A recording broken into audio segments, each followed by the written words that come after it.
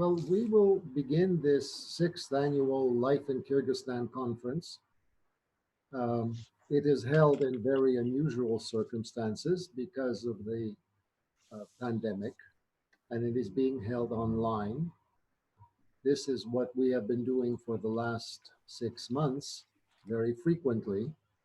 It will have some technical challenges, and if there are any, please be patient. And if you have questions, I'm sure they will be answered. In any case, it's a pleasure to be at the 6th annual conference. As several times has been noted when we had the 5th, that this has become an institution that even a pandemic didn't stop. And we at the University of Central Asia are extremely grateful to Tillman, to Demir, and the rest of the team for organizing this conference, for assembling such a wonderful panel of speakers. We look forward to Professor Pomfret's keynote address, and we hope that there will be a lively discussion, notwithstanding this format. This format is particularly challenging for somebody my age who is so used to face-to-face interaction. However, that's life. This session is about opening remarks, and we will call on friends and supporters of the Life in Kyrgyzstan effort to say a word or two. The first speaker is someone who is well known to us. That's Saida, who is a senior economist at the World Bank and has been involved with Life in Kyrgyzstan for many years. Saida, can you please say a few words? Thank you very much, Bogdan. And it's a pleasure to be here with all participants. And let me make my opening remarks in Russian. Добрый день, уважаемые участники конференции. Мы очень рады приветствовать на 6-й ежегодной Центральноазиатской конференции. И мы рады, что эта конференция становится одной из самых хороших традиций в исследовательском сообществе не только Кыргызской республики, но и других стран Центральной Азии. Несмотря на все трудности, которые, как мистер Кравченко также озвучил, с учетом пандемии, с учетом непростой ситуации в стране, мы очень рады, что эта конференция состоится на этой неделе. И я надеюсь, что те дискуссии, которые будут, и доклады, презентации и обсуждения, они будут еще более продуктивны, чем в реальном формате, когда у нас есть возможность встретить друг друга вживую и обменяться своими мнениями. Со стороны Всемирного банка мы также и в рамках программы по вопросам бедности и равенства в Кыргызской республике и в Центральной Азии мы продолжаем поддерживать исследовательское сообщество в использовании микроданных для анализа и для оценки различных государственных политик и их влияния на разные стороны жизни населения Кыргызской республики и других стран. И в этой связи, конечно же, вклад жизни в Кыргызстане, он очень весомый, и мы надеемся, что все больше и больше исследователей будут использовать не только базу данных «Жизнь в Кыргызстане», но и другие микроданные для того, чтобы тот анализ и те рекомендации, которые преподносятся исследовательским сообществом, они носили очень прикладной характер в государственной политике.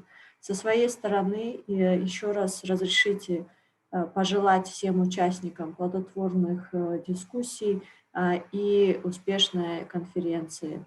Спасибо большое. Thank you very much, Saida. And now we will hear from Uma Kandaleva, who is with the Mercy Corps. Yes, thank you very much.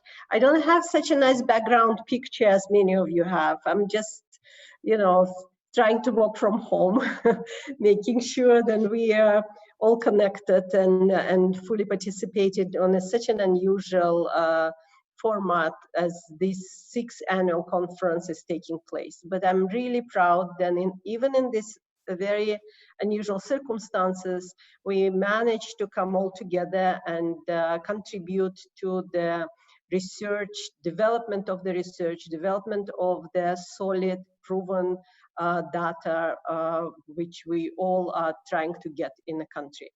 Just very few words from my side. I'm representing Mercy Corps on this forum. I'm country director of Mercy Corps operation in Kyrgyzstan and Tajikistan. And Mercy Corps is working in Central Asia and in Kyrgyzstan for the last more than 25 years. Mercy Corps committed to provide emergency assistance and development assistance to the country. And over these 25 years, always committed to the to data-driven and solid management of the program implementation. It was very interesting for me to be introduced to this Life in Kyrgyzstan forum of annual conference 3 years ago, when I was invited as a participant only. I find this forum, this platform, very, very interesting and very productive for this type of work we're doing, development type of assistance we're doing in Kyrgyzstan. This is excellent platform for professionals to share research information, to share solid data, to share experience, which we can professionally make sure that it is coming outside of our internal offices or internal programs for the benefit of the country, for the benefit of academics and development of the academic platforms in this country. Mercy Corps has always committed to data-driven information or program management and program implementation based on solid research data. After 25 or more years working in Kyrgyzstan, we finally have ability and enough data to be presented and shared on a forum as Life in Kyrgyzstan. And thanks to our partners like IACD, who help us to put this data on an academic proven international standard format, which we can share with the audience today and within this 3 days of our conference. Really appreciate this partnership. We'll be ready to share our experience and results of our work, and we'll be very interested to learn from others and to get another experience from other partnering agencies on their hard work and very interesting information they are gathering and ready to share among the group. Thank you very much. Thank you, Uma. You mentioned your background. I gather Professor Pomfret's background is not the kind that we have, phony, but the real one. And if it is, we are all highly envious. Our next speaker is going to be Nurgul Ukuyeva, who is an economist, and she's the Vice President for Academic Affairs of the American University of Central Asia and one of the co-organizers of this event. Thank you, Dr. Kravchenko. Hello, everyone. Good afternoon. Good morning. It's my great pleasure and honor to welcome you at this conference on behalf of American University of Central Asia. Life in Kyrgyzstan has dramatically changed, is now different since we met last time in October in Bishkek. So it has been a very challenging time for Kyrgyzstan, for all of us, and all over the world. People have been affected by this pandemic. Things like social isolation, online education, online meetings and work, political unrest have been facts of life now in Kyrgyzstan. But during these times during these difficult times, we all try to understand what matters the most for all of us. And we try to understand or value the things that have the greatest value, like education, exchange of ideas, connections, and evidence-based decision-making, data. At American University, these are the things that we cherish the most.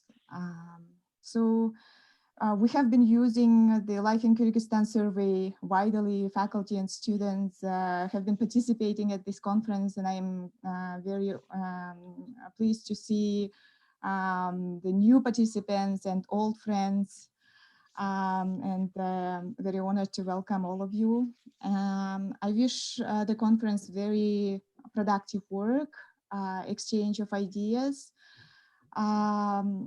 and I hope that we can come up with solutions that will make life in Kyrgyzstan better, the solutions that will outlast the current pandemic. So thank you again. Wish everyone very productive work. Thank you, Nurgul. And now Tilman Brook has the word, generally known as the father of life in Kyrgyzstan.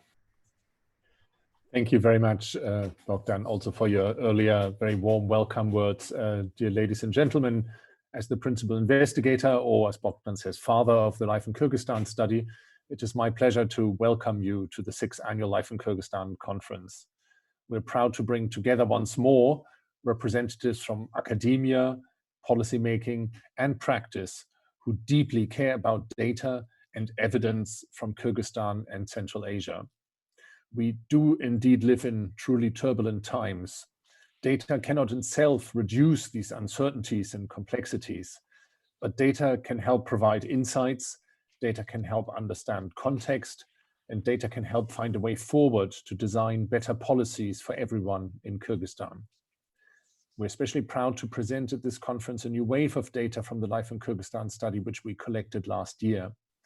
The Life in Kyrgyzstan study is a research-based, open access knowledge infrastructure for Central Asia, which has been collecting information on lives and livelihoods in Kyrgyzstan since 2010.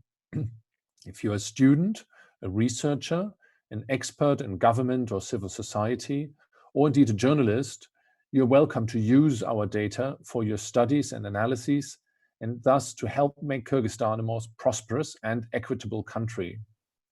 I'm grateful to my excellent and dedicated colleagues in the Life in Kyrgyzstan study team and at the many partner institutions which support the study and the conference. Thank you to the University of Central Asia, the Aga Khan Foundation, the American University of Central Asia, Mercy Corps, the World Bank Group, as well as my own institutions, IGZ and ISDC, for their moral, practical, and financial support. Most importantly, it is a pleasure to work with so many brilliant people over such a long period of time. Thank you to all of them for being such wonderful colleagues. I wish us a successful and stimulating conference. Thank you. Thank you very much, Tilman. So this is the end of the opening remarks session.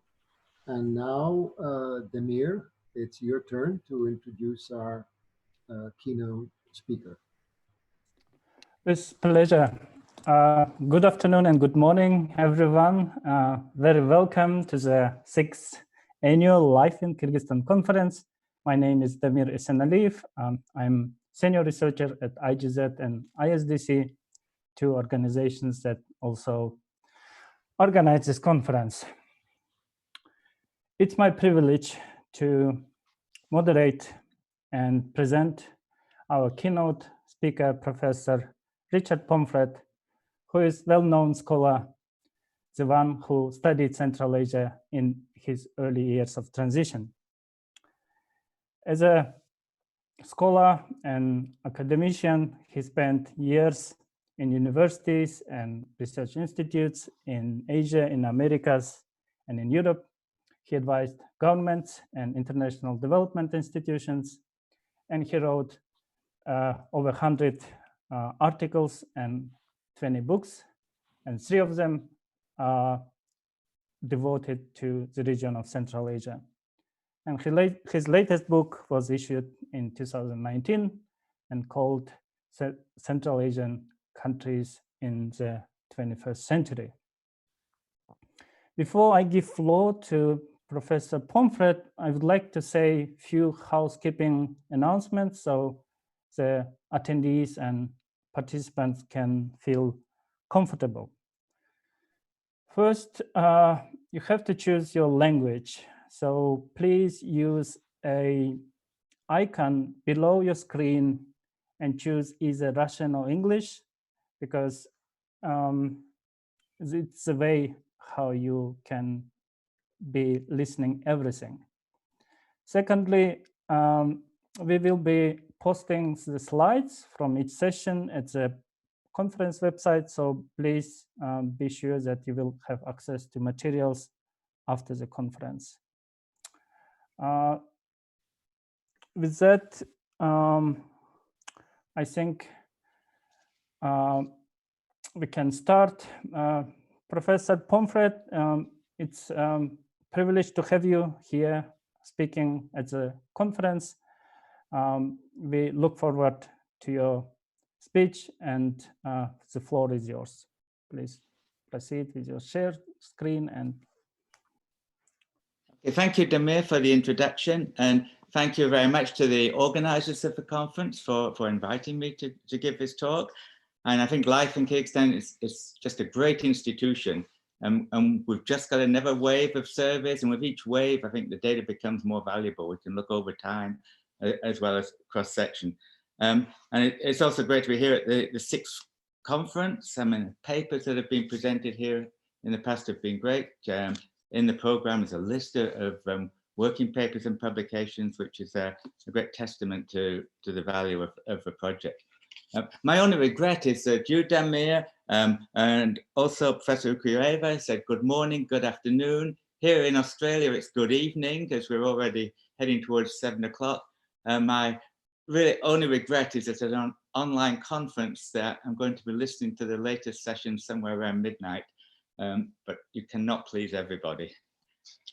Okay, what I thought would be an interesting topic to give for the keynote would be to look at the long-term development of Central Asia. It's next year will be the 30th anniversary of the dissolution of the Soviet Union.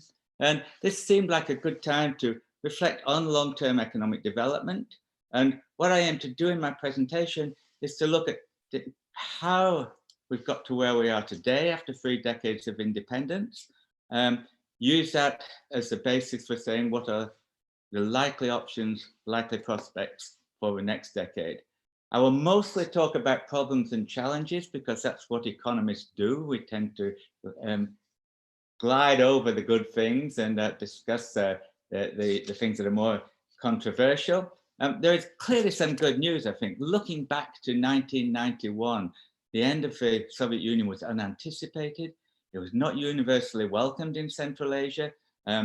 Many people inside and outside the region thought that the countries would not last very long. They made comparisons with the new states that emerged in 1919 after the dissolution of the Austro-Hungarian Empire and the creation of new states, Poland, Czechoslovakia, and Hungary. And these Eastern European countries, within 20 years, had come under a German control or would be Soviet satellites. The Central Asian states, in contrast, have survived 30 years.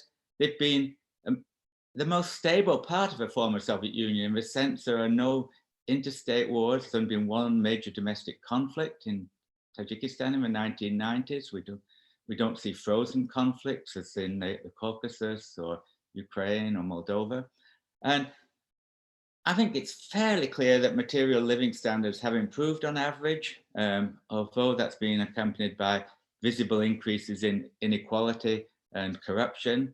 And we can spend a long, long time debating measurement errors in measures of living standards. And also, we do not know what would have happened in a counterfactual world. There clearly were problems in 1989, 1990 already in the Soviet context. So what I'm going to do in this presentation, there'll be two parts. The first part, we'll look at economic developments in Central Asia since December 1991. I will structure that around my own experience and research, not because I don't think I'm an egocentric, but more because several points I'll emphasize that interpretation matters. How you interpret the past does make a difference to how you see the future. And the second part of my presentation will discuss the prospects for the 2020s. I believe that there is a window of opportunity for the Central Asian countries to move forward, but whether individual countries seize it or not will depend upon domestic reform. And that may in turn, I think, be happening in a context of a generational shift in leadership, which could be positive, and improved infrastructure.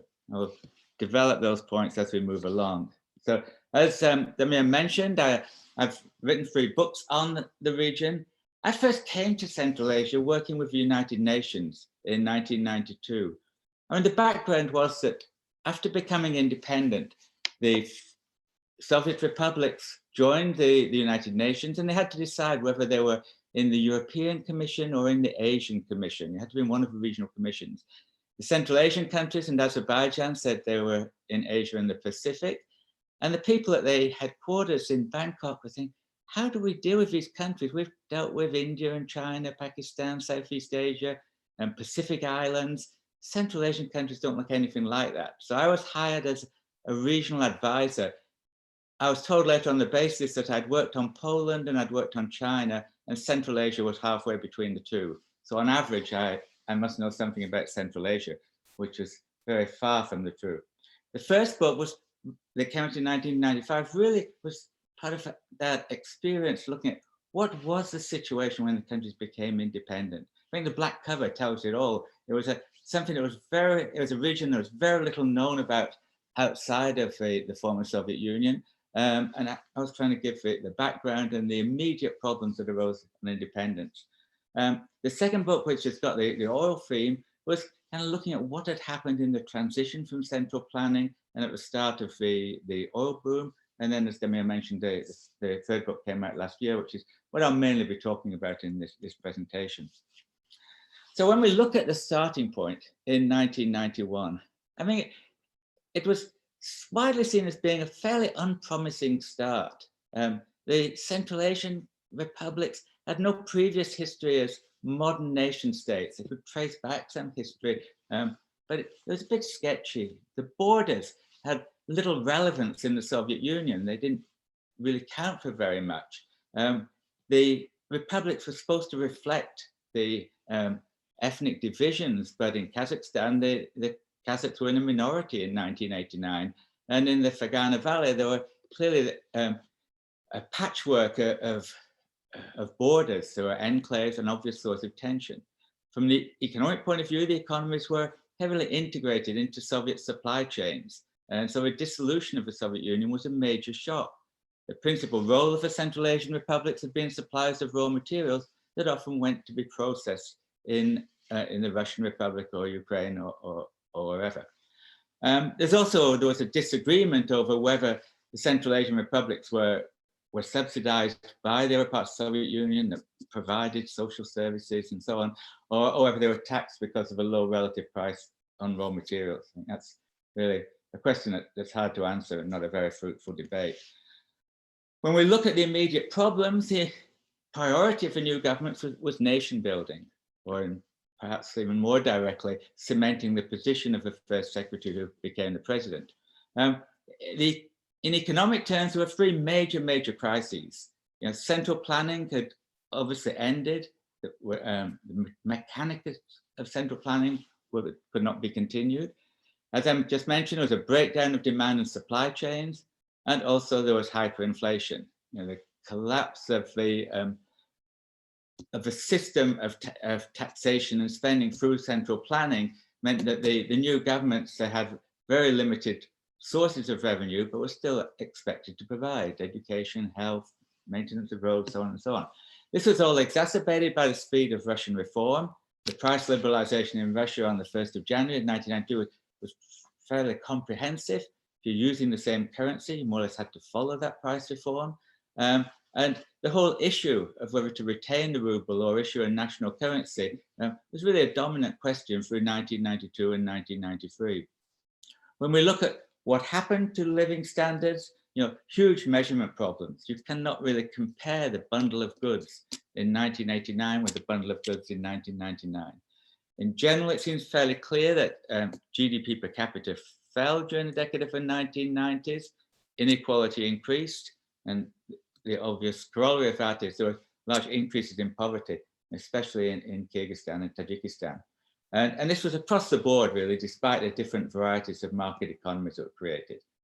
So this is a chart that was frequently used in the 2000s to show the contrast between the Eastern European countries. That's the dark brown line that has a dip, a transitional recession, but then starts to grow solidly. And the Soviet republics, who had more severe recessions, then starting to turn around, but not generally approaching their 1989 income levels in 2000. The striking country is the top one, the second line down, which is Uzbekistan, which had the shallowest recession. At the other extreme, the countries that had the deepest recession were clearly the ones that had interstate conflicts or civil wars: Moldova, Ukraine, Armenia, Azerbaijan, Tajikistan. So when we look at this decade of the transition, the 1990s, the big economic question was the choice of transition strategy. If you look back at the history of that decade, it was about, should there be rapid reform or gradual reform? How should reforms be sequenced? Should you have a price reform first or enterprise reform first? At what point do you do financial reform, and so forth? There are many econometric studies of the 30 or so economies in transition from central planning to market-based economy. They had very few clear-cut results. Clearly, hyperinflation and war were bad for the economy, but beyond that, the only general point was the Eastern European countries performed better than the former Soviet Union countries. It was unclear whether that was due to geography, to history, human capital. They all pointed in the same direction. As far as Central Asia was concerned, it was sometimes seen as a natural experiment, with the 5 countries starting from similar initial conditions, but going on to adopt very different transition strategies. And so this is seen, let's see what happens when you have these different transition strategies. And there was a similar history, geography, cultures, similar shocks that I just described, similar political evolution, except for the Tajik civil war. But in all of the 5 countries, by the end of the 1990s, had super presidential political systems where the president had very strong authority and parliaments tend to be very weak. But they had very different economic policies. I think the details are familiar to the audience, so I'll skate through this very quickly, but very clearly Kyrgyzstan was the most reformist. Kazakhstan had been fairly reformist, but it degenerated a bit into rent seeking by the end of the decade. Tajikistan had de facto had rapid reform and destruction of the old system due to civil war, but not really creating any institutions or good policies for the future. Uzbekistan, a stated gradual reformer, and Turkmenistan, the least reformed of all of the Soviet successor states. The expectation, I think, for many economists was that the outcome should be in the same order. More reform was good, least reform was bad. And yet, very clearly during the 1990s, I think the relative outcomes were best in Uzbekistan. The response to that, I think, by many economists was to say, well, in the longer run, more thoroughgoing reforms would yield to better outcomes. But then when we turn to the 2000s, they were dominated by the resource boom. So if we look at a longer path, we see the pale blue line here is Uzbekistan, shallow recession, relatively shallow recession in the 1990s, starts to grow in the 2000s, but overtaken by Kazakhstan, the dark blue line, and also very rapid growth in Turkmenistan, the purple line. These are the 2 countries clearly that are the oil and gas exporters. While the performance is less positive in Kyrgyzstan and Tajikistan. I would have a lot of doubts about the actual numbers in this index. I think the pattern is reasonably convincing. It's just we have this huge data problem. And to some extent, that's why, or one of the reasons why I think LiK in Kyrgyzstan has been a great project. It's kind of looking at things more at a micro level and trying to reconstruct the national accounts. What did we learn from the transition decade? The transition was clearly, I think, over by 2000 in the sense that the types of differing market-based economies have been created. Reforms by any measure, usually we use the EBRD transition indicators. Reforms, pretty much slowed down to almost to a halt in the 2000s. And what we learned was that successful transition was not simply about replacing the discredited central planning with some ideal set of policies. Your market-based prices, privatization, good trade and macro policies. Successful transition also depended on institutional features. Institutions very broadly defined. So when we look at Uzbekistan's relatively good performance in the 1990s and in the 2000s, despite some very poor policies, I think Uzbekistan clearly benefited from Tashkent's history as the administrative center of Tsarist and Soviet Central Asia. The administration was good even when the policies were not good. On the other hand, Kyrgyzstan had good policies, some good reforms, but I think clearly suffered from the lack of institutions, some of the things needed for markets to flourish, property rights, rule of law, perhaps most importantly, trust of third parties, which are very hard to quantify. And again, a paucity of efficient administrators. So that when we look at the transition over the decade of the 1990s, it was over, but there's no real agreement on what the destination should have been and whether a destination had been reached. When we look at the next decade, the 2000s, I think the story is fairly straightforward here. It's described by this graph of also gold prices, copper prices also mattered, with roughly similar trajectory. If we look at these two lines, this is the price of oil in real terms and in nominal terms. Looking at the pale grey line at the bottom, we see the price of oil moving around $20 a barrel, a little bit below that through the 1990s. It's good to have oil, but there was nothing much happening. And then after 1998, we have this sudden surge of prices going up to over $100 a barrel. A little bit of setback with a slowdown of world trade in 2008, 2009, and then it picks up again and we continue to have high prices of oil until 2014, when the price falls and seems to have stabilized at much lower levels, and indeed during 2020 going even lower. So what is the impact of the oil prices? Fairly clear, leading to big boom, especially in Kazakhstan. Kazakhstan, it was a perfect storm. The biggest direct foreign investment project in the Soviet Union would be the Tengiz oil project signed with Chevron in 1990. Some problems getting Tengiz online, but the oil is coming online just in time in 1988, 1999 for the boom. Also, there's the biggest new discovery in the world for 30 years, the Kashagan oil field in the offshore oil field discovered in 2000. That's not going to be coming online, but the construction is bringing lots of investment into the country. And with higher prices of oil, new pipelines could be constructed. The CPC pipeline, the first private pipeline undermining Transneft's monopoly to the Black Sea, then the Baku-Ceyhan pipeline, which involved sending oil across the Caspian by boat, was still a very efficient way to get oil to the open sea. And then finally in 2009, the pipeline to China, the complete overland pipeline. Similar kind of story for Turkmenistan with the pipeline to China built between 2006 and 2009. So we see the rising energy prices, they help Turkmenistan, Kazakhstan especially, to a lesser extent Uzbekistan, which becomes a gas exporter. We also see on the political level an increase in Russian political influence. Russia had defaulted on its debt in 1998, but in the early 2000s was able to repay its debts, start to spend money on the economy, on the military, becoming more assertive within the region. Also very important, the growth in Russia led to demand for labor, which was met to a large extent by migrants from Central Asia. And we see remittances becoming hugely important for Tajikistan, Kyrgyzstan, and to a lesser extent, Uzbekistan.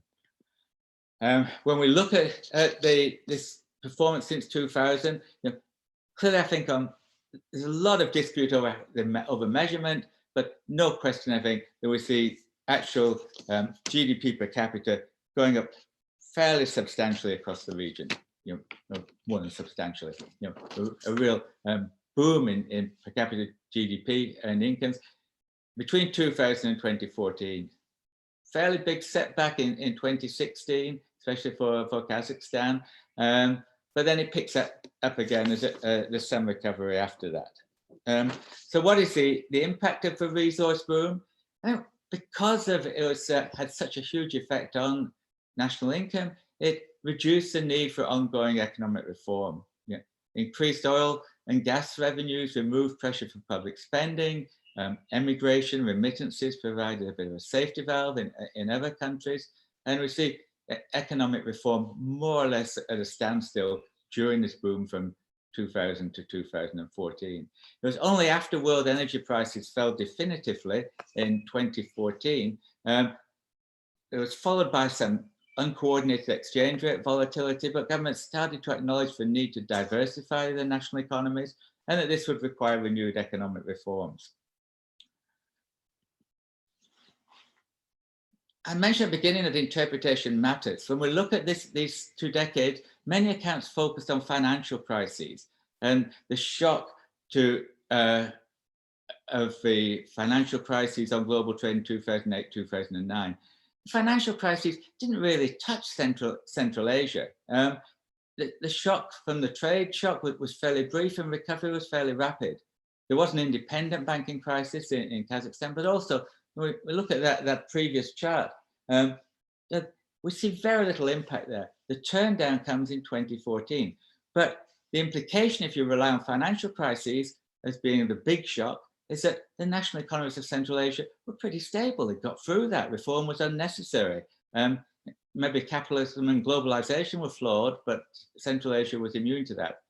On the other hand, if you place emphasis on the resource boom, as I've done, this suggests that the global financial markets, aggregate world trade are less important for Central Asia than world prices of specific products. And that because the region was dependent on those export of those products, the economies were not resilient and reforms would become necessary after the prices fell. So the issue post 2014 is whether Central Asian countries can deliver their economies from resource dependence. Can Central Asia become a dynamic Eurasian neighborhood, or will the region remain a global backwater? I think, Damir, I'm reckoning I have about 15, 20 minutes left, is that right? Yes, 20 minutes. 10? 20. Oh, sorry? 20 minutes. 20 minutes, okay. I'll need to speed up a little bit here. So, and this is a map that Johannes Lind from the World Bank popularized a lot in the mid-2000s. People talked about Central Asia being landlocked, and this was the real problem. But when we look at it, it could actually be seen as land-linked. We have 3 of the BRICS, Russia, India, and China are close by. Very dynamic neighborhood. So we could think of it being possible to benefit from the neighborhood, much as countries like Slovakia benefited from the end of the partition of Europe and their position as neighbors of Germany.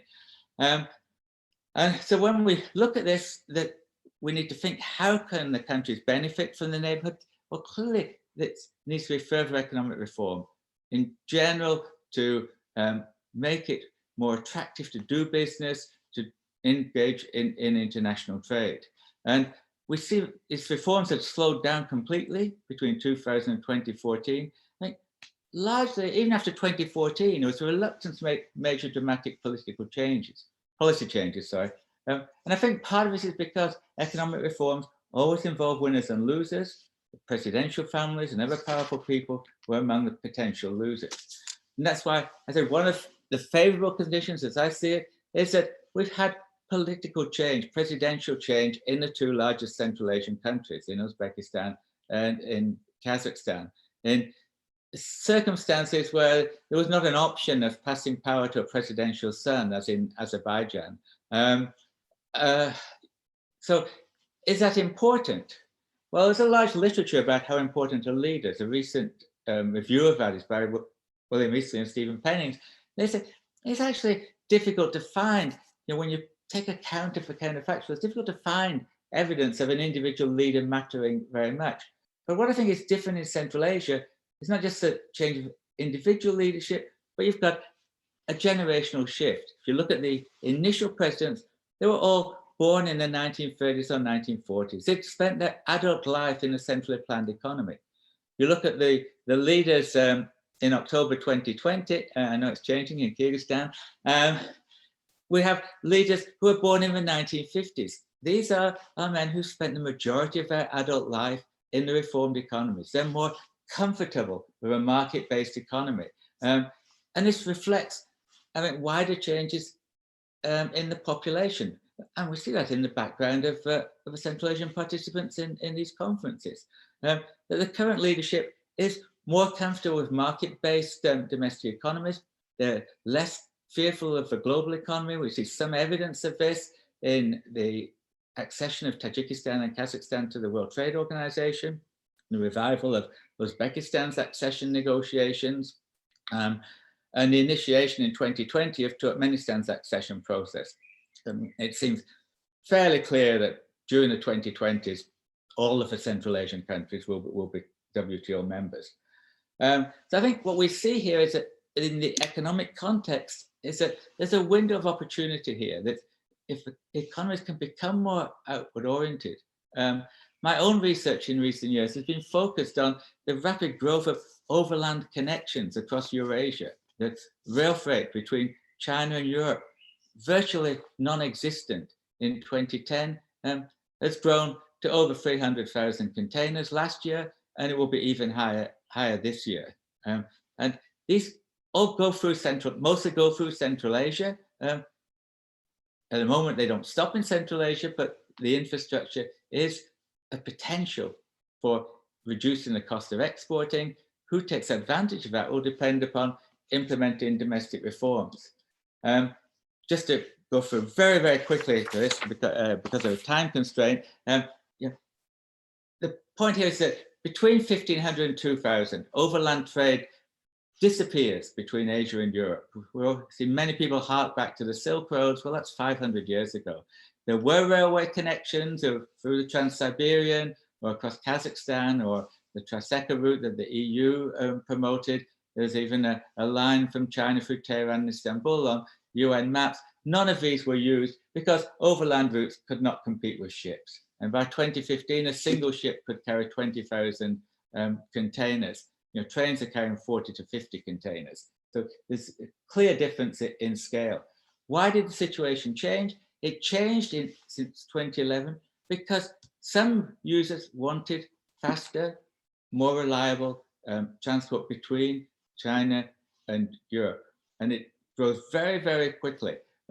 By today, there are at least 50 cities in Europe and China that are termini for the rail land bridge. These are trains going from one city to another. The amount of trade has increased very rapidly. The number of routes has increased very rapidly. And it is really stable in the sense that even though EU-Russian relations have been fairly strained since 2014, the service has continued. For Kazakhstan, the transit revenues are reported as over $1 billion a year over the last 5 years. And it's part of China's Belt and Road Initiative, which is also the keystone of China's policy towards the region in a sense.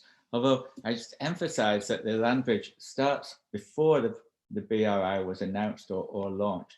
So the BRI was launched in 2017. This is the map of the railway connections already in 2017. They either go the green line is the Trans-Siberian, or most of the traffic is going on the red line below that through Kazakhstan to through Kazakhstan, Russia, and Belarus to Europe. There's also on these maps are the proposed lines that go through other parts of Central Asia, which I'll mention in a few minutes. I talked about the increase in the amount of traffic. It's very, very rapid growth.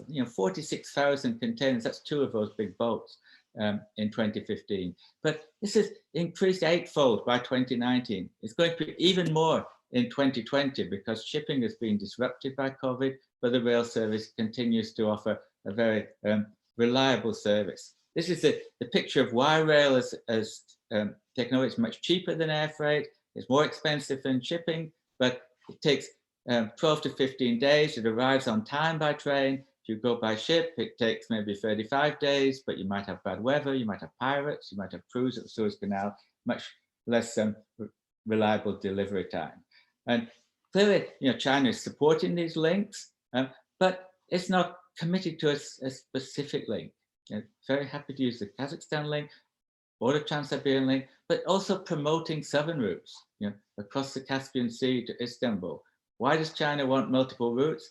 Because it does not want to be dependent on Russia or Belarus or even Kazakhstan. A more direct southern route would go through Kyrgyzstan. So obviously a priority for China. You see the major routes on this map. You see that there's a gap between Kashgar, the most westerly part of the Chinese rail system, and Andijan in Uzbekistan. That is the gap that China would like to build the rail line across southern Kyrgyzstan.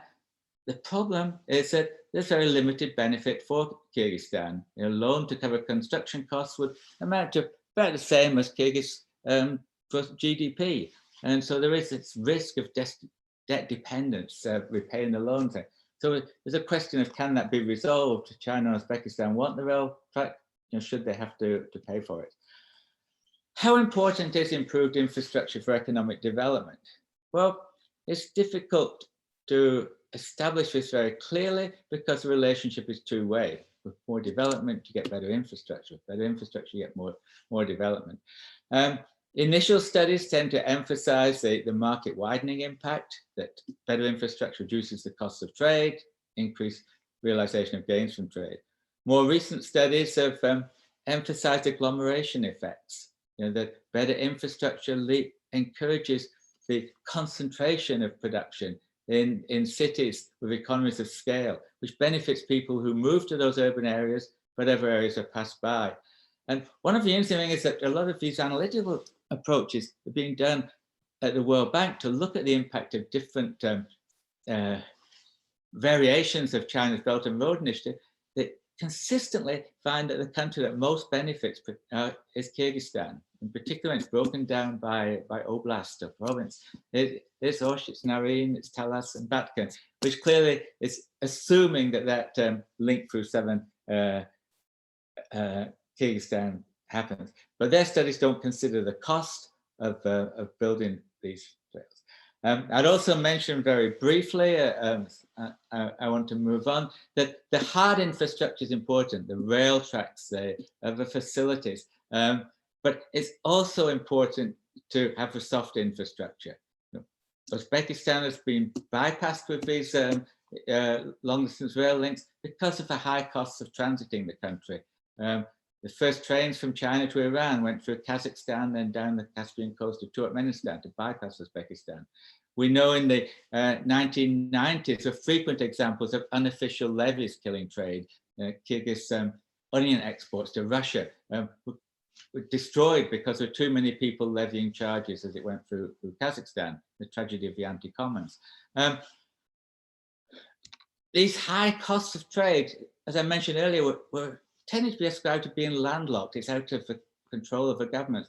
But since 2005, I think there's been much greater emphasis on the bureaucratic and other obstacles to trade. It's highlighted by the very low rankings that Central Asian countries get in World Bank's doing business indicators or trading across borders. In 2015, the 4 Central Asian countries that were covered were among the 8 worst countries in the world for cost of crossing borders. So let me try to wrap up. I think I have about 5 minutes to wrap up, probably less. first conclusion, I think, is fairly clear. Central Asia has changed dramatically over the last 30 years. Had to know what the counterfactually, what would have happened without the dissolution of the Soviet Union.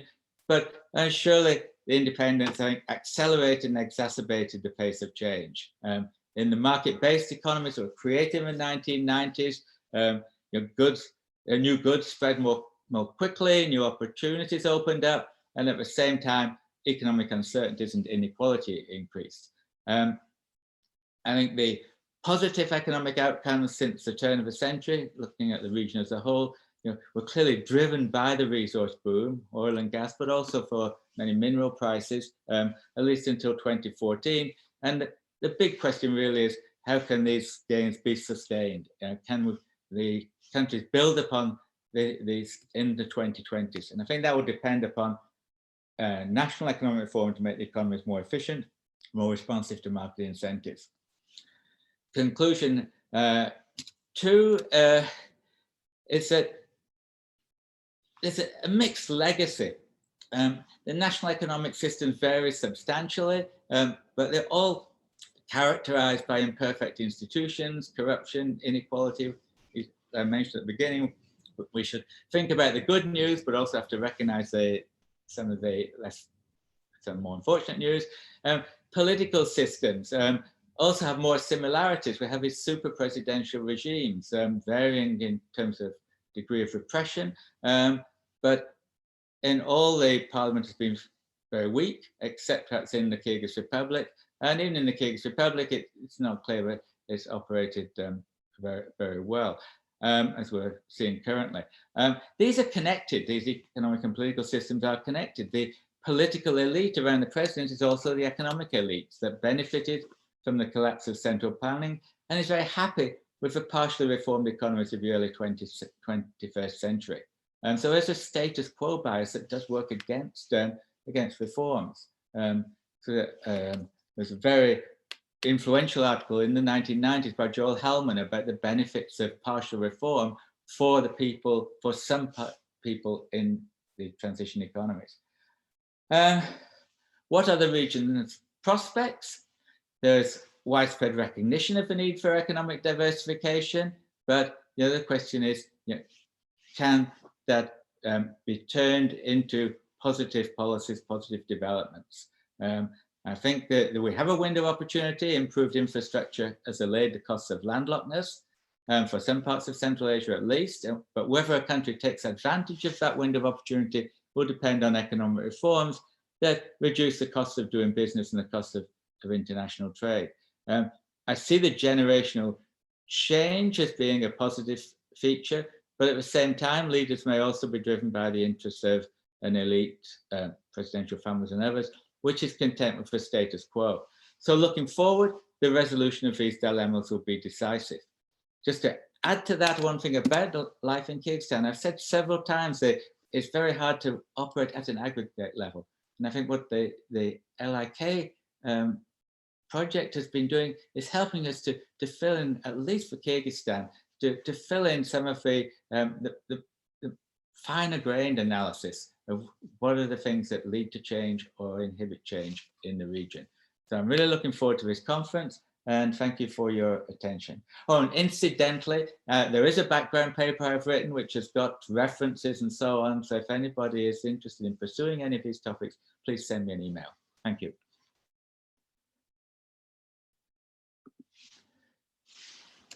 Professor Pomfret, many thanks for your insightful and a very interesting talk.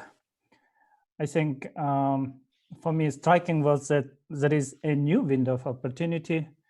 And secondly, that the land transport is becoming cheaper. And that's why the region may benefit from a transit of goods between China and Europe and other countries. Before I suggest my thoughts about your talk, I would encourage our panelists and attendees to think about your questions and post in the Q&A function. So we pick first questions to be answered by Professor Pomfret. Professor Pomfret, let me suggest few thoughts and rather questions to your talk and get your views on some points you raised already. So my 3 points are related to transition, about gradual and shock therapy approach. Secondly, about inequality and what extent we should expect it to grow. And lastly, about remittances and pressure to do reforms. So let me start with the first one. If you look at Central Asia, definitely, as you've shown in the list of countries, Kyrgyzstan doing very rapid reforms at the beginning of the transition, and Uzbekistan is being rather slow, but now, given recent change in leadership, the country is opening up, and as you've shown already, the economic performance seems to be really showing that Uzbekistan did the right thing. The question is, given you already told that Tashkent benefited from being a center of administrative center in the region, that it had natural resources, that it had human and infrastructure capital, would you think that it could afford being late and slow in terms of reforms? I mean, it's difficult to imagine that Kyrgyzstan would follow the same path and be stable. I mean, I think the only way to get capital is for the country like Kyrgyzstan was to open its borders for capital and for goods. So the question is whether it's really a conscious choice, or is it incidental in terms of Uzbekistan's choice of gradual approach to transition? The second question is about inequality. Lately, we talked a lot about it, and you mentioned a few times about rising inequality. And if you indeed look at capital cities, streets of these countries, in capital cities, it definitely you see both wealth and poverty coexisting. But then you look at numbers which show quite okay picture. Think about Kazakhstan and Kyrgyzstan having Gini, income Gini coefficient around 28%, latest numbers, with Uzbekistan and Tajikistan being a bit over 30. So it's not as high as some countries have in terms of income inequality. You definitely mentioned measurement issues, in what extent the numbers reflect reality. But looking where this country is heading to, for example, look at China, Russia, Turkey, where income per capita is much higher, but inequality is well higher. So should we expect that inequality over time in Central Asian countries will also grow? Because somehow the evolution of income per capita seems to be telling so. My last point that you made about remittances and pressure to do reforms for governments, it's definitely clear for resource-rich countries that when the prices are high, they have more revenues and there is no much pressure to do reforms, while it is so in many countries worldwide, with oil prices being very low, and plus the whole world trying to be more less climate harmful. So my question regarding your connection being poor country receiving remittances and again benefiting as a government not to do reforms because people can get money and they seem to be happy. So in Kyrgyzstan, at least, many people wonder how long country can rely on remittances. So given the current situation when many migrants are back, there is a lot of concerns about remittances being down. But if you think a bit longer term, there are as well other reasons to believe that remittances will decline. Think about 300,000 Kyrgyz citizens who obtained Russian citizenship.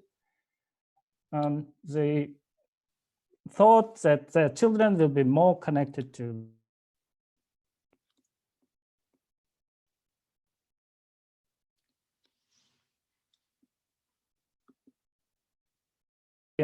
when you looked at other countries in Asia. Would you say that remittance will decline over time, or is it, despite of generational change of migrants, it may still be bringing back money to the country of origin? These are my 3 points. If you would like to respond while others think about other questions and put them. I also encourage our panelists to speak up if they have questions, but also attendees who are in webinar mode to type your questions in using Q&A function. Thank you, Professor Pomfret. Yeah, thank you, Demi. And those are 3 really good points. I mean, my first excuse is that I didn't have long enough to go into detail, but that's not a good excuse. I think there were a lot of the choices were actually endogenous in many ways. The policies that were followed, people tried to put them in this fast reformer, slow reformer kind of straitjacket, but you know, how they were very much affected by the structure of the economy. I mean, Tashkent certainly did have an extensive administrative structure. A lot of it's centered around the irrigation ministry was the biggest of all because of the cotton economy. So it had a strong bureaucratic tradition. Uzbekistan was also fortunate that its major export cotton was very readily exportable to the world market. It's just a matter of transporting it out. Unlike the countries with oil or gas, or Kyrgyzstan, you know, developing its mineral resources would take time. So I think there was a big element of endogeneity about, you know, what reforms were undertaken, when they were undertaken, and why they were undertaken. It's not completely dependent on choices, really. On inequality, I think this is really, it's a major problem for all market-based economies, really. And when we look at the big battle of the 20th century between capitalism versus central planning, capitalism didn't win as pure capitalism. The capitalism that won had a welfare state. It had a lot of measures that tried to reduce the inequality of pure capitalism. And when we look at all of the market-based economies, they have substantial government involvement, and I think that's been difficult to put in place in Central Asia. Moving from the centrally planned economy to a market-based economy where government does try to intervene to ensure greater equality of opportunity and outcome, particularly in education, health, but reducing exploitation of monopoly power, and so on and so on. I think it's politically very problematic when you have conspicuous wealth. I mean, I think that's been one of the features clearly in Kazakhstan. The big cars driving around in the streets are a source of maybe political uncertainty. I would also say I really have problems with Gini coefficients for Central Asia. I'm not sure who is included in that. Is President Berdy Muhamedov included in the Gini coefficients for Turkmenistan?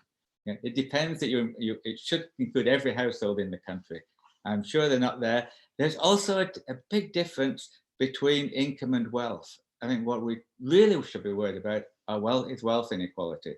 When we look at Kazakhstan, the number of people who are included in, say, the Forbes wealth list of billionaires, not just the presidential family, but people around the president who've got their houses or their chateaus in Switzerland or London.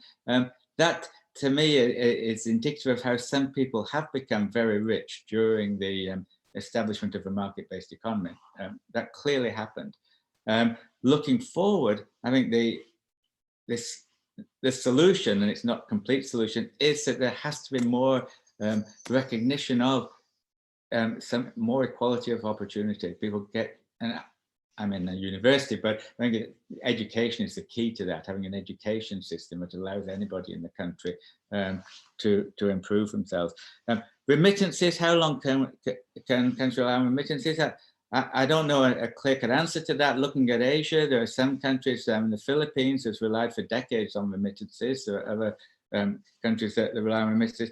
I think, to me, one of the things considered is that you don't really want to be reliant on remittances. You want the Kyrgyz domestic economy to provide enough jobs that people don't want to leave to go and work in Russia or elsewhere.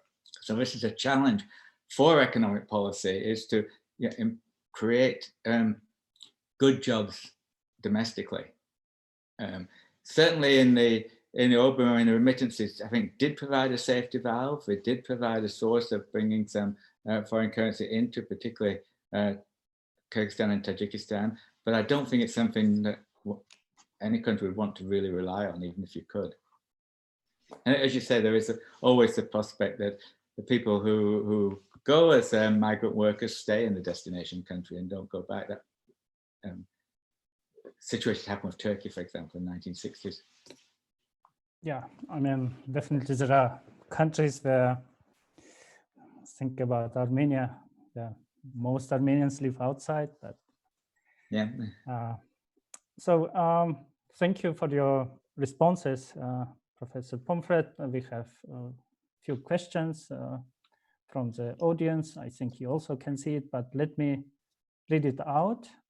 Murat Bek is asking, first, thanking you for the speech. And question is, where do adverse environmental impacts from resource development and infrastructure, transport, BRI, fall in your economic calculus? Or do you treat them conventionally as externalities? I hope the question is clear. You can also read, Yeah, I thank you. I mean, I see them as the environmental consequences as negative externalities. That doesn't mean, saying they're externalities doesn't mean you should ignore them. It means very much that you should do something about them, that you should be taken into account.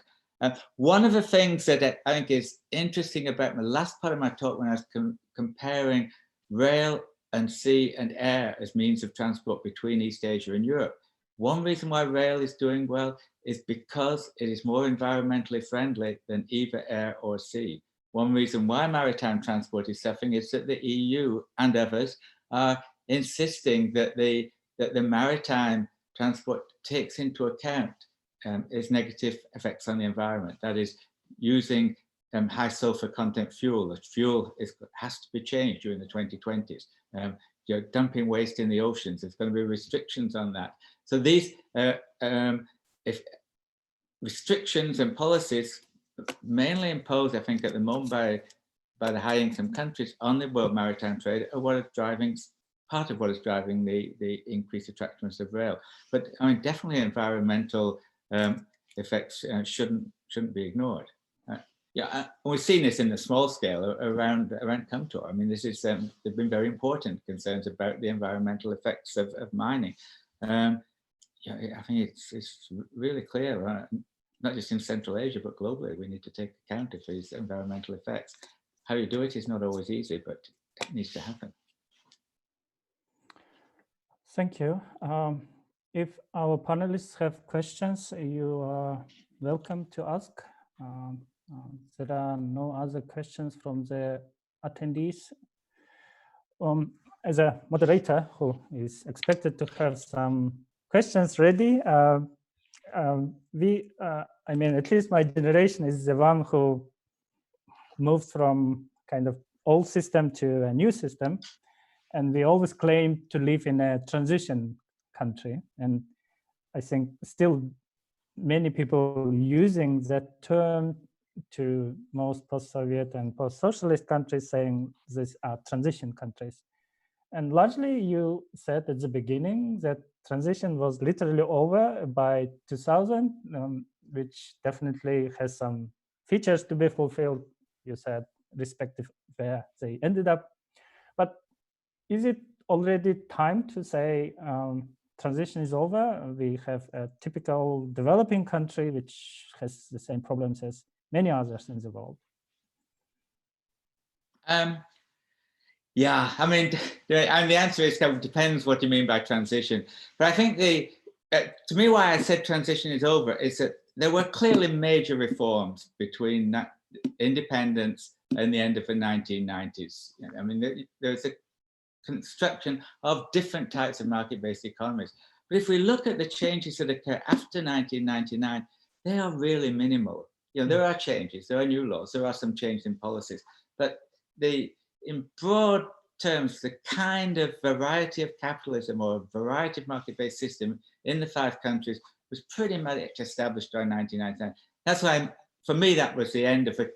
That's how the economies got from being centrally planned economies to being market-based economies, and had their own versions of market-based economies. What we've seen in the 21st century, I think, is we have to think of the Kyrgyz.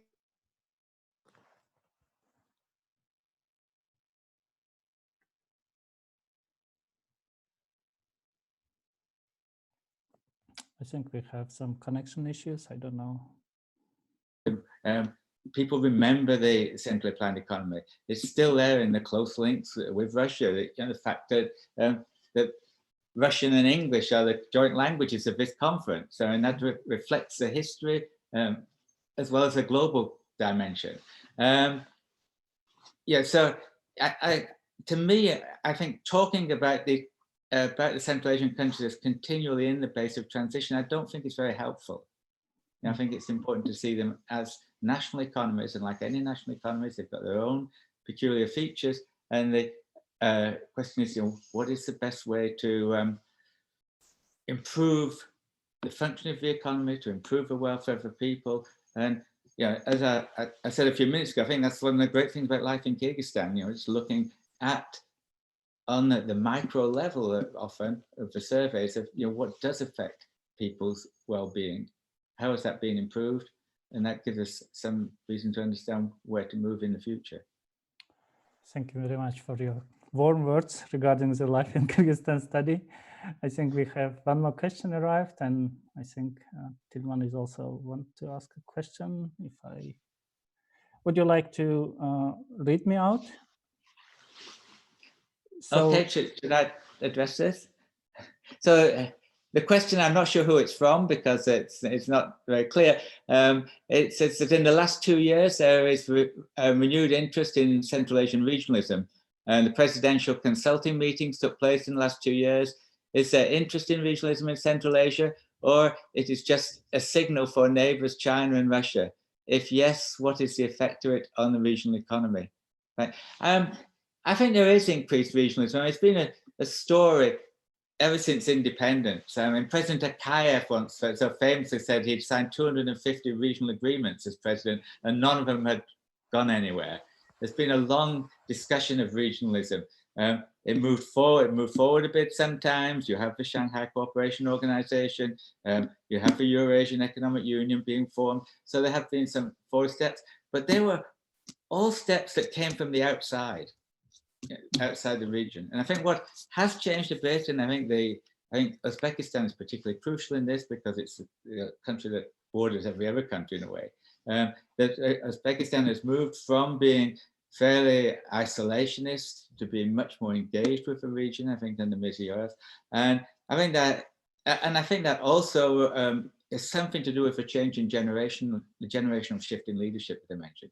That I think we have leaders who are more at ease talking to each other about regional problems, less concerned with just shoring up their national economy and their national society. So I think at that level, there has been an increased regional outlook. At the same time, that it is not revealed in organizations. There is no Central Asian Economic Union. That I don't think is anywhere near being on the card. But I think the regionalism in the sense of talking among the countries of the region, trying to facilitate trade, which to me is a really important thing that needs to happen. Reaching agreement on environmental issues that we just mentioned, I mean, is also crucial because many of the issues to do with rivers are cross-border issues. That you're talking about. So I think the environment for regional cooperation is improving, has improved, is improving. But we don't have regionalism in the sense of pressure for regional union in any kind of sense, like in Central Asia. Thank you very much, Professor Pomfret. Tilman, did you have a question? Yeah, first of all, thank you for an excellent, very, very stimulating presentation. I really enjoyed listening to you and thinking about what you said.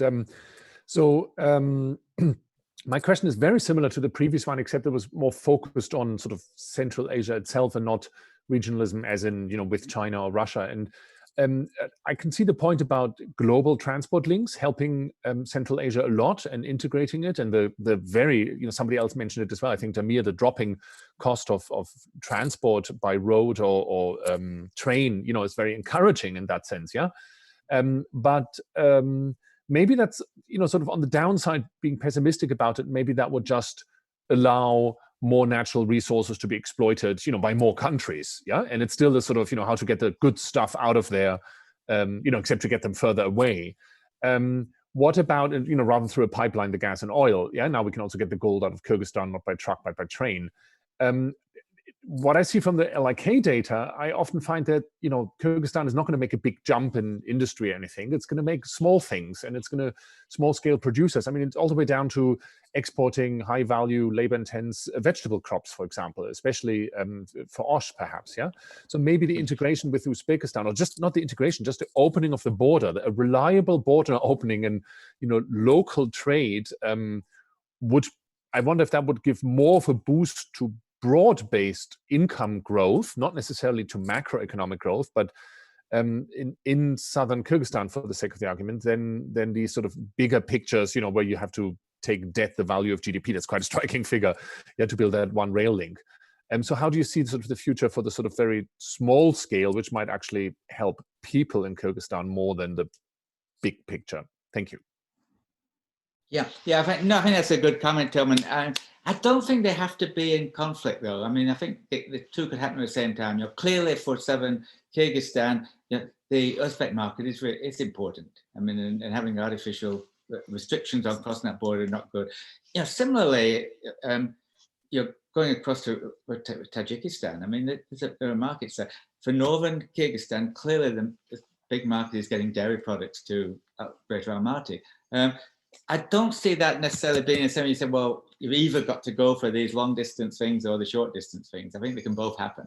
I do think the long distance is important. I mean, among the success stories we have in Kyrgyzstan, there's the Talas bean example that Canada's written a lot, Tilakayev has written a lot about. That was selling beans in Europe, in Bulgaria, in southeastern Europe. If you can reduce the transport costs, that makes it even more attractive. They could do it with trucks, but even better if you can do it with train. The garment industry that's been exporting to Russia. This is a fairly labor-intensive industry. I think these are both activities that are very good in terms of income distribution effects and helping people. But they depend upon having better transport. They can have more. I mean, the example we all used to quote in the 1990s of the Kyrgyzstanians that used to go to Siberia but didn't because the police along the way were demanding fines until you could do it. I mean, if you can reduce those transport costs and trade costs on those longer distance routes, that's particularly important for me to new exporters, small and medium enterprises, because you're going to get the oil and gas out of the region. Cotton you're going to get out of the region. There's a comparative advantage. You can get them out almost whatever the trade costs are. But if you want to go into new activities, horticultural activities or light industry, then trade costs really matter. And I think this opportunity, and the markets are quite far away. So if you want to sell in Siberia, in China, in Europe, you've got to be able to get across these markets. One of the things that's really struck me about the rail links between China and the EU was how quickly the freight forwarders responded. There are hundreds of freight forwarders. It's not just talking FedEx and DHL, but they respond. So that they respond to things like refrigerated containers. You pay a bit more and you've got a refrigerated container on a train. If you could get that going between Kyrgyzstan or Uzbekistan and Europe, that is a great opportunity. There's so many horticultural products that you can't ship because of delays at the border are deadly for perishable goods. But if you can put them in a sealed container and it's refrigerated, then that's a great potential. And to me, these are really good opportunities. I mean, it seems over decades we've talked about southern Kyrgyzstan, how the opportunities in horticultural products. but it doesn't really happen. And the same in Uzbekistan or South Kazakhstan. Yeah, I mean, local trade can help for those, but also if you can create markets in Germany or in Russia, that also is a great potential. Thank you very much. Yeah, I think the bottom line is I don't see these local trade as necessarily being in conflict with long distance trade. They could both be promoted. Yeah. And it's about opening up borders, basically. Yeah, maybe the local producers need more help because it's not just about the transport costs are killer if they're too high, yeah.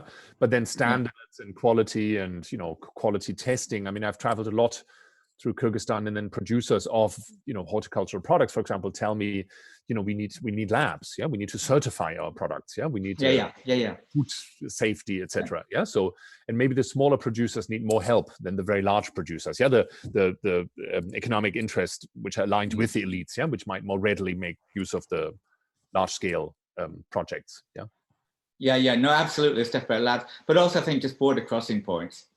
Making it easier to cross borders. Yeah, and that's a really crucial reform. Thanks, Professor Pomfret.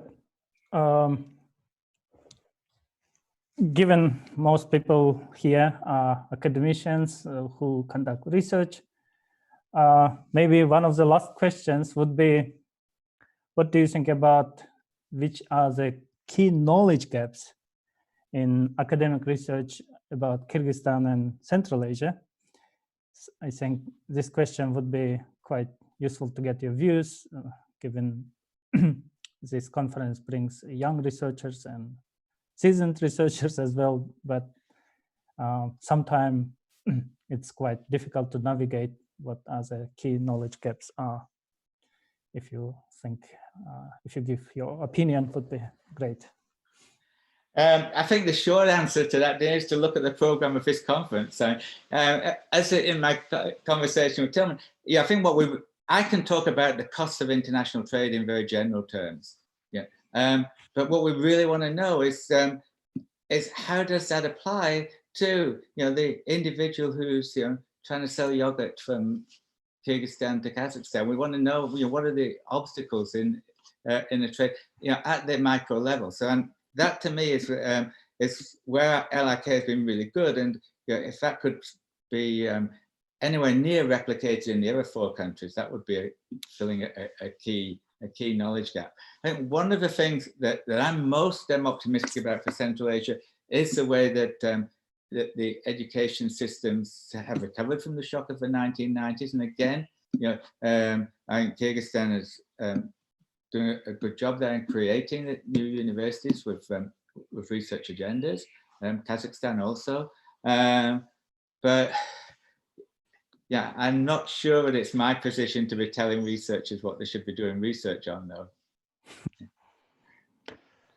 Let me just add to that. I think a conference like this is really good for doing that, because you can look at it and people can talk about it, and people can start to think, well, that research agenda is a bit of a dead end, but this one looks really exciting. And that's, I think, how research moves on. And that's quite important. Yeah, I think at least in my personal opinion, this type of research, what we're doing, we mostly live in an English-speaking world. So I think there is a room to do a little bit more in terms of communicating research findings and outcomes to general population as well as to governments if we want to say evidence-based policy making.